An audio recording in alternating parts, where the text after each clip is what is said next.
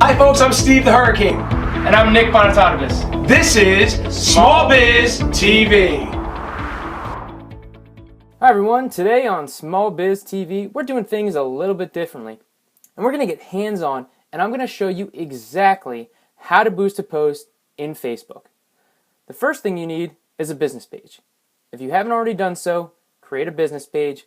That's where you're going to be able to boost your posts.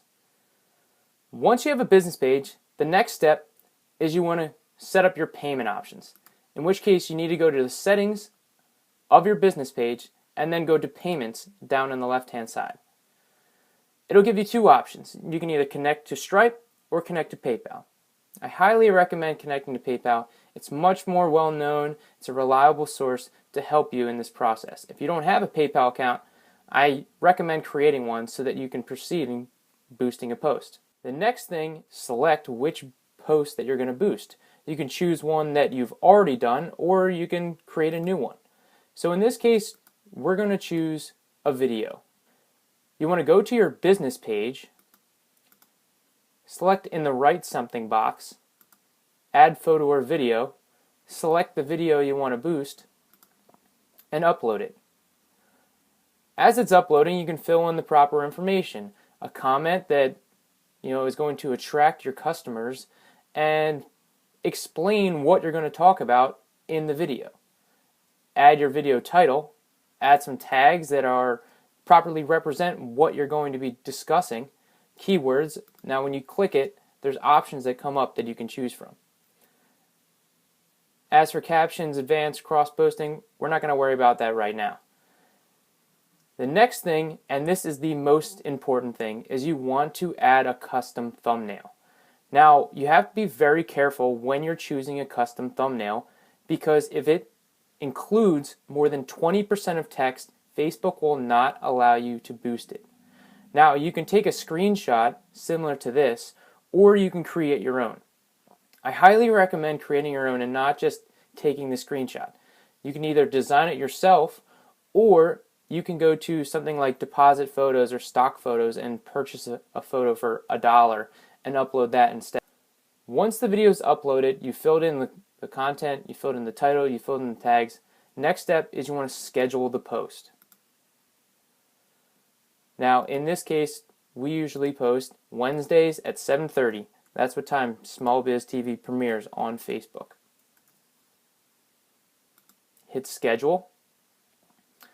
Now, as it's scheduling, it does take a little bit of time. So if you don't get any response right away, don't be alarmed.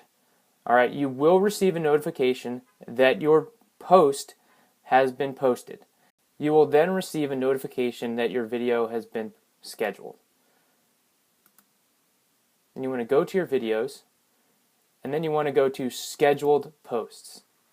Now, if it doesn't arrive right away, all you have to do is refresh the page, and then boom, there it is. Click on the post, and then you want to select Boost Post.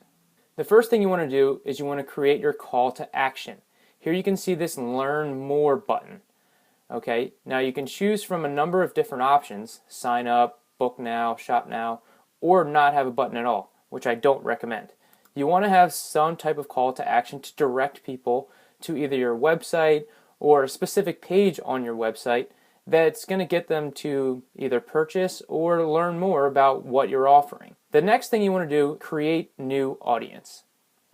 Create a name for your audience. In this case, we'll use Target 1. Select a gender, either all, men, or female.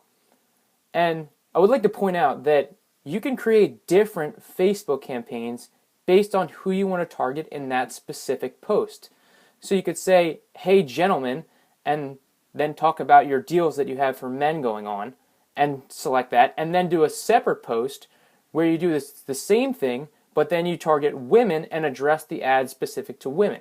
So depending on who you're trying to reach, you want to target them specifically. The more specific you can be, the better off that you're going to get people to respond and get attracted to what you have to offer. Same thing goes with age. If you don't have a specific age demographic, then you can just choose from 21 to 65 plus, which would then cover all aspects. We're going to do 64, stop right there. The next thing you want to do is location. And you can target up to 50-mile radius around a certain area. In this case, this is saved from the last post that we had. We did New Jersey, New York, and Philadelphia. Now, depending on where you are, you can do it based on county, just a small surrounding area of where your business is, depending on what your location is. And if people are going to be coming to your store. If you're online, then you may be targeting the entire United States, which is a little bit more difficult. The more that you can be specific in where you're targeting, the better response you're going to get. Once you've selected the location, the next thing you want to do is choose things based on people's interests. Now, in this case, we chose entrepreneurs, marketing, and small business. Now, they do have a set amount or set interest that you can choose from. So it may take some searching to define the best ones that you should look into. Now here's another example. My father fixes gloves for his business, baseball gloves. So his best target would be people who like baseball. There it is, comes right up. Another thing, he's in the Philadelphia area. So another great idea would be potentially targeting the Philadelphia Phillies. So depending on what you do, if you're trying to promote your gym or fitness, maybe you're going to target men's health or women's health, things of that nature. Things that you like may be something that your customers like as well, and that's what you want to target. The more specific you can be, the better off you're going to be. Now, once you've created your target audience, you've created a name, done gender, age, location, and interest, then we're going to save it. Once you've saved it, you've created your target audience, you want to make sure that you've selected the name that you just chose and the audience that you just created. The next thing is choosing your budget. How much do you want to spend? $5, $10, $100?